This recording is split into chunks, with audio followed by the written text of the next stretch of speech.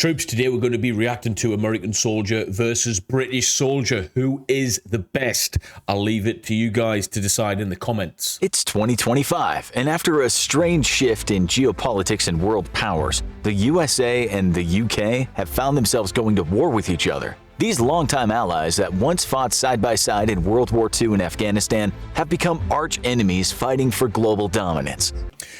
This, from the start, is an unrealistic thing anyway, just because of the numbers involved, okay? I mean, at current, I think we're lucky if we've got about 80,000 troops in the British military on a good day. Just to put that into context, the US military, the US Marines have more soldiers, have more Marines than we do in the military in general, guys. So that's pretty bad, all right? The US Marines alone could pretty much dominate the British military. The rest of the world looks on in horror. But who will win? There's one fact that's hard to ignore. One side is larger than the other by a long way, the United States. Huge. Based on size alone, the U.S. military is the clear winner. It boasts over 1.4 million personnel, compared with a measly 149,000 in the U.K. That might... Well, 149,000, that's changed, guys. It's not 149,000, it's considerably less, okay? That alone, we get destroyed, okay? We can talk about our individual skills, how good we are as soldiers, you know. We've had hundreds of years to be able to get to that position and that point. Yeah, that's all well and good, but your size does matter, all right? In numbers like the United States, 1.4 million, you can't do nothing with that. It not guarantee success if the whole U.S. Army consists of untrained airheads and idiots, but it doesn't hurt. Especially when you consider the amount the U.S. spends. The American military budget is a huge $740 billion compared with the U.K.'s much smaller $49 billion. Yeah, that's much bigger now for the United States. Ours might have dropped the defense budget, although recently we've just getting some new kit and equipment in the Marines and the wider military. Still can't really touch the United States budget. That's insane. Cute. Money can't buy you everything in life, but it helps to win wars. But to be fair, both countries take their military spending seriously. In terms of GDP, the USA spends 3.4% on the military, and the UK spends around 1.7%.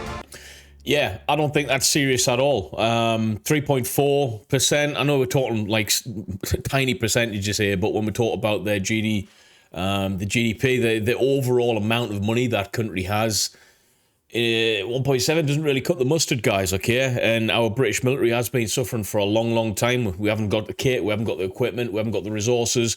The pay is pretty crap. It hasn't really increased that much over the past few years. Yeah, there's loads of reasons to mourn about this. That figure won't help the Brits win a war, but it's something they can nurse their national egos with. So far, things are... No, we can't. We can't even nurse our egos. Looking good for the Brits. They've been outnumbered and outspent. Let's see if they can turn things around with their equipment. As they say, it's not all about the size, it's about how you use it. Which country has the best weapons, gadgets, and vehicles? If we're talking about quantities, the USA gets an easy win here, as you'd expect. They spend far more on the military overall, so of course, they have more stuff. The UK only has 227 tanks compared to the USA's 8,370. As for armored vehicles, the UK has 4,673 and the USA has 41,760. Is the UK's lack of resources such a big deal? Experience shows us that yes it is. During the Afghanistan conflict in 2007, the British Army stationed in the south of the country had been finding it increasingly difficult to maintain peace over the last 3 years because of their lack of equipment. Guess who had to sweep in to save them? The Americans. The U.S. Brigadier... Yeah, disagree with that. I think we were put in position because of the Americans anyway. So when we want to look at, we can't maintain this, the Americans were struggling to maintain certain areas, hence the reason they got us involved. And, you know, we did pretty good at that. So that bit of information is wrong, although he's right in the sense of we don't have nowhere near as much kit and equipment as the United States do. And will we bolster off the back of their kit and equipment? Will we utilize what they have as a resource? Of course, it was their war. We were there merely as a helping hand, so to speak. So, yeah, we took what we could and used it wisely, guys. So that goes without saying. General Lawrence Nicholson brought in 4,000 Marines with a new approach. Go big, go strong, go fast. The new forces weren't exactly successful in maintaining peace, as anyone familiar with the Kandahar massacre and the Maiwand district murders will know, but they were good at going big and going strong, which could give the US an edge in battle. In Afghanistan, the British used Jackal vehicles, which are designed for maneuverability rather than protecting the person inside. The Americans had MRAPs, or mine-resistant ambush-protected vehicles. Although MRAP tanks are classified as light armored vehicles, they weigh a massive 14 to 18 tons and are a lot sturdier than the Jackals, designed to withstand the improvised explosive devices that threatened troops during the Iraq and Afghanistan conflicts. They were much more effective at keeping the troops safe from danger than anything the Brits had. However, the US Marines seem to have plenty of admiration for the Brits and what they achieved, despite their lack of equipment. So that's something. One American Marine commented, "The biggest thing I noticed was the vehicles they drive. You guys are friggin' gutsy. I wouldn't get shot at in one of those." Does having more flimsy vehicles make the British the weaker side, or just more badass? It depends on which way you look at it. Another difference between the British and US armies is their deployment of women on the front line. We don't want to say women are better or worse in the military than men, because that'd probably start a war in the comments section, so we'll let you decide, but it's definitely No, let's start a war, guys. I wanna have a war in the comment section on this one. I've got a lot to say. worth mentioning. In Afghanistan, the US Marines were shocked to see women wandering around shower blocks wrapped in nothing but a towel, with no cares in the world. The US does have women in the armed forces, but they aren't always allowed to be on the front line or live in close proximity to their male counterparts. In the UK, on the other hand, women are seen as equals. Revolutionary concept. Despite their surprise at the close working and living relationships between women and men in the British Army, the US Marines soon realized these women were professional soldiers they needed to take seriously. But could the initial shock be a trump card up the sleeves of the British? Right, so let's talk about this. British personnel in the military, you are allowed women on the front lines now. It's been open to all services. So what does that mean? It means that the Royal Marines, the Parachute Regiment, the elite of the basic infanteers, so to speak, all of those billets are pretty much open to women as well now, okay?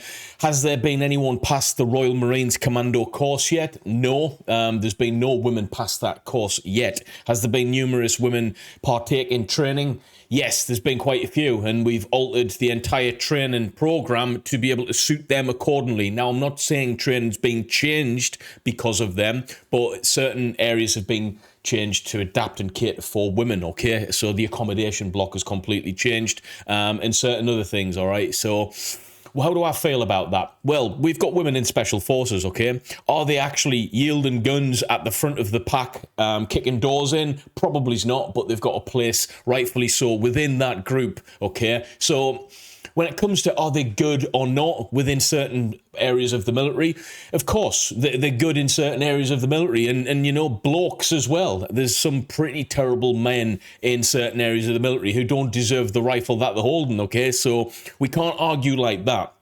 What we need to talk about is whether or not it's cost effective. One, I don't think it's cost effective. We've changed the entire military provisions to be able to cater for women. That's good. We've made it equal in that regard, but the pass rate is failing, so they're not really doing what they say they can do. I've got a massive opinion on this one, guys. When it comes to elite soldiering, elite fighting, killing, doing it with your bare hands, you need strong, burly, aggressive, horrible men, all right, to be able to do those jobs.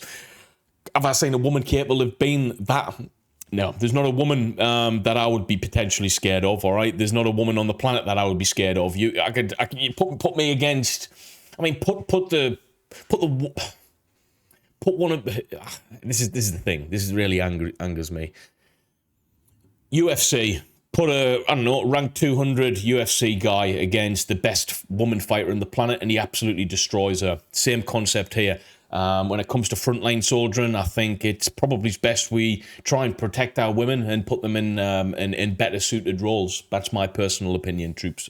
Anyway, time to get on to the important stuff. The real factors that determine the success of a military side. Who can handle the most alcohol? It's a contentious topic. The British, all day long, end of story, move on. Are known for drinking more heavily, and they can start at a younger age, but the US soldiers might give them a run for their money. Around 40% of US soldiers indulge in binge drinking. I know what you're thinking. What does this have to do with the power of their militaries? Although drinking is a skill that might... camaraderie, togetherness, closeness. Be impressive on a wild night out on the town, it's not a positive thing during combat. It's important for soldiers to keep their mental health stable over extended periods of combat. The soldiers might use alcohol as a way of coping with difficult experiences they encounter during the military instead of talking about them. Over half of British servicemen and women drank at a level that could harm their health in 2018, most likely to self-medicate for a mental health condition such as PTSD. Now, over 50% of the military hasn't got PTSD, okay? A lot of people actually, I think, rest on that laurel a bit too much, this whole PTSD thing. I know some guys who's done some terrible things. It's just, I think it's overused. PTSD, we're in the mental health age now. Everyone's got mental health issues, haven't we? Or post-traumatic stress disorder. Similarly, alcohol as a coping mechanism is a huge problem among veterans. Massive. Wow, things just got dark. Back to a more lighthearted topic. You can't mention the drinking preferences of the British without mentioning their ultimate beverage of choice, tea. In contrast, the U.S. prefers coffee. Does this affect... Well, yeah, we do like a cup of tea, but I've got news for you guys.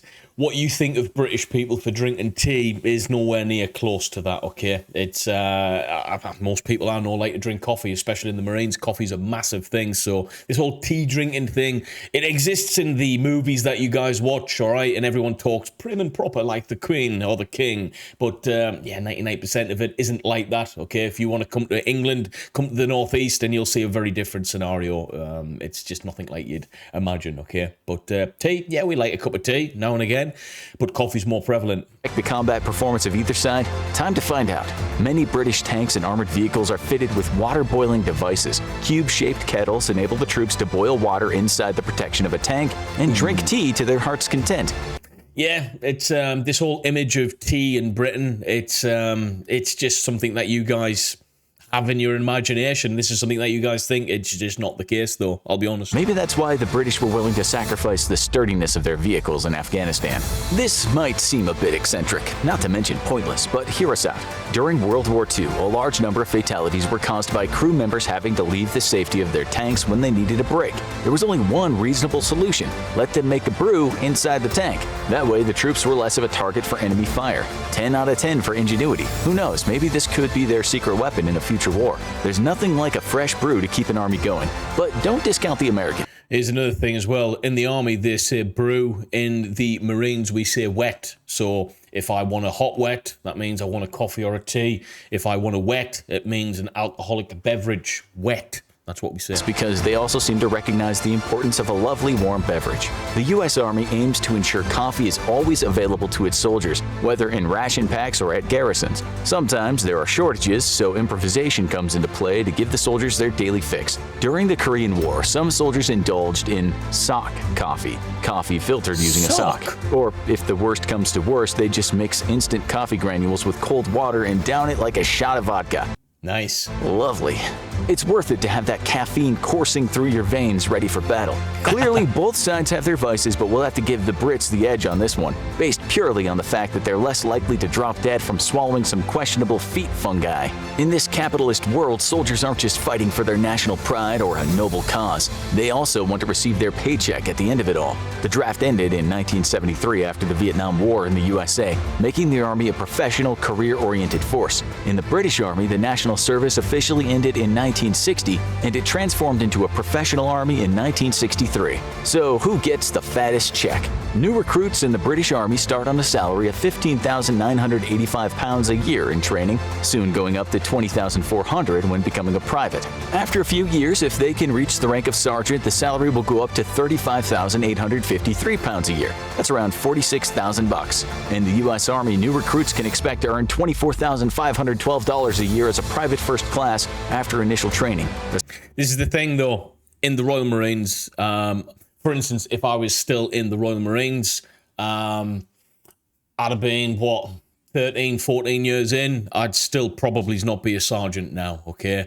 At best, I'd be a corporal, especially my chosen specialisation. It's just the way it works.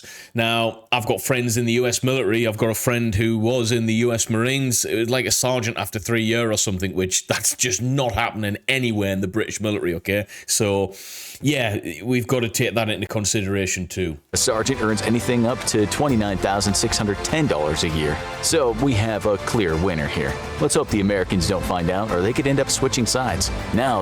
No, you wouldn't switch sides because it would take, on average, 10 to 15 years to become a sergeant. In fact, most guys I know in the Marines will never become a sergeant, all right? They'll do a full service, a full 22 years, and they'll never even reach that as a sergeant. I've got friends who've been in 20, 21 year who are still corporals. So take that. That would be an interesting war. With so much money, you'd hope the British soldiers would go through a half-decent training program. Let's find out if that's the case. In the UK, most soldiers complete a 14-week common military syllabus. Yeah, it's not called that. And it's what we're talking about here is the army. It's got nothing to do with the Royal Marines. It's got nothing to do with the Navy or the Air Force. So basic army training will be about 14 weeks, but that depends on your specialization. So if you are going in the army as an infantry, you're going to do 14, 15, 16 weeks basic, and then you're going to go on to do your advanced infantry training, okay? It's still basic, but you're going to go on to do more specialized stuff. At the end of this 14-week period, if you're going on to a specialization such as the Royal Military Police, guess what? Your soldiering stops, you go and do your specialisation training. So in this case, Royal Military Police, they'll do 14 weeks basic training where they learn the basics to fire weapon systems, basic fieldcraft, nothing too hard, okay?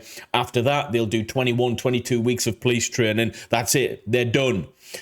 It's different for the Royal Marines. Everyone will do 32 weeks basic training, and that's basic training to get your Green Beret. You'll go to your unit with this bad boy, and then after a couple of years, if you are good enough, if you get selected, you can then go and specialise within a certain field. GPMG gunner, sniper, mountain leader, PTI, whatever you want, all right? Certain specialisations require you to be a corporal. So if you want to be a physical training instructor in the Royal Marines, you have to do about 6, 7, 8 years to become a corporal first, and then you go and do one of the hardest physical training courses the British Royal Marines has. So it's a long process in the Royal Marines, all right? You're not just going to get anything given. It's bloody hard work. To be a PTI, physical training instructor, you're looking at 6 to 8 years, promote to corporal, do a bloody hard junior command course at the Commando Training Centre, and then you do one of the hardest physical training courses in the British military period to then become a PTI. So this is very, very basic information what they're given, and it pertains mainly to the army and not the tri-service. Followed by specialist training for different trades and divisions.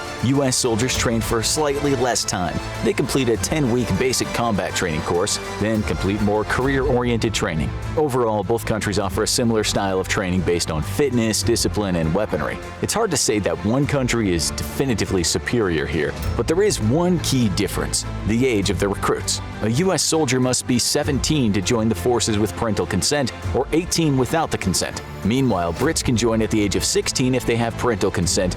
At the time of when I joined the Royal Marines, I had an application handed in, signed with parental consent at 15 years and 10 months. So I wasn't even 16. Making the UK the only NATO country to recruit young people into its military at age 16. It's a controversial policy, considering these recruits must remain in the army until they're 22, and they can't even vote or drink alcohol until they turn 18. With literal boys among them who might have joined the forces as a rash decision, could British soldiers be flakier and less mature than their US counterparts? Or No. is their youth just a testament to how tough they are? But this is just the beginning. Average soldiers might make up the bulk of the army, but what about the guys that are really, really well trained? We're talking about elite special forces. The British Army has the famous SAS, or Special Air Service. Founded during World War II, it's one of the oldest special forces and has the highest entry requirement of all British forces. So the Special Boat Service was actually formed slightly before. So that's another thing that people don't really know about. The SES is the famous counterpart. SBS is, they go through the same training. They, in fact, do more training because at the end of the hills phase, at the end of the jungle phase, and then specialization training to become badged, the SES will go to their respective regiments and the Special Boat Service will then go and do continuation training, all of their maritime diving and bomb disposal, all of that kind of stuff. So, yeah, SBS is actually a little bit longer, although they do go through the same initial process, guys. The motto, "Who dares wins." The SAS is respected and feared across the globe in equal measure. It's heavily involved in reconnaissance and counterterrorism, meaning most of their work is below the radar and people like us can't get too nosy about it. However, they do plenty of cool and hardcore stuff, like rescuing hostages. Not to be outdone, the U.S. Army has the highly respected and admired Delta Force, also known as the 1st Special Forces Operation Detachment. Yeah, these guys were pretty much formed off the bat of SAS, had a number of contingents come over, individuals come over to the Britain, and pretty much learn and take our formation, our pattern, our pamphlet of how to form a Special Forces group, and that's where they pretty much got all of their understandings and their information from. So, in fact, United States Special Forces might be, the tip of the spear right now in terms of their budget, their wealth of experience, and just the money, all right, and the size of their military. But actually, their origins start from Britain. That's where they got their blueprint from. Formed in 1977, it's known as one of the most secretive U.S. forces and specializes in counterterrorism and hostage rescue. Sounding familiar yet? Allegedly, the Delta Force was modeled on the British SAS. We want... Not allegedly, it was. To give the Brits the point here for sheer originality, but it's not exactly good news for them if the Americans know the training secrets and operations of their elite forces. That's a rookie error if there ever was one, especially when there are way more U.S. soldiers and they have better equipment. What about the heads of the armies? The U.S. Army serves the government of the USA, making the President of the U.S. Commander-in-Chief. Meanwhile, the British Army serves Her Majesty the Queen as head of the armed forces. Yeah, the Queen, rest in peace. Now the King, who is head of the armed forces, who is also their commander-in-chief. Her Majesty the Queen Elizabeth is closely tied to the British military, having been a wife, mother, and even grandmother of individuals serving in the armed forces. During World War II, the Queen, who was then Princess Elizabeth, joined the Auxiliary Territorial Service herself and learned to maintain and drive military vehicles and ambulances. She even achieved the rank of Honorary Junior Commander while doing her part for the war effort. Yeah, that had nothing to do with her title of HRH, did it really? She worked her way to the top. Harrison, the current U.S. president, as of this script's writing, claimed to suffer bones. Is that supposed to be Trump? He's a bit too thin on there. First, when it was his time to serve his country. Points here for the badass monarch up to her elbow in Greece, fixing combat vehicles and serving her country. Overall, the British and American armies are matched fairly evenly in terms of their training and structure. It doesn't Yeah, I would agree. Exactly come as a surprise, considering their histories are so closely linked. Realistically, the Americans would likely have the upper hand in any war against the Brits due to sheer manpower and... Listen, we're both good. That's why we're allies, all right? We both have a dominant position globally. But when it comes to individual soldiering, I think we do it better, all right? When it comes to holistically speaking, you guys would smash us out of the park. Simple as that. Based on numbers, budget. All right, you guys are just too big, too ugly, you've got too much money, you're everywhere. You've got sheer dominance globally. It's not a fight I would like to get in, all right? I prefer to be on the right side of you guys, that's for sure. Troops, thanks for watching. Like, share, subscribe, drop a comment below. Who's the best? You decide.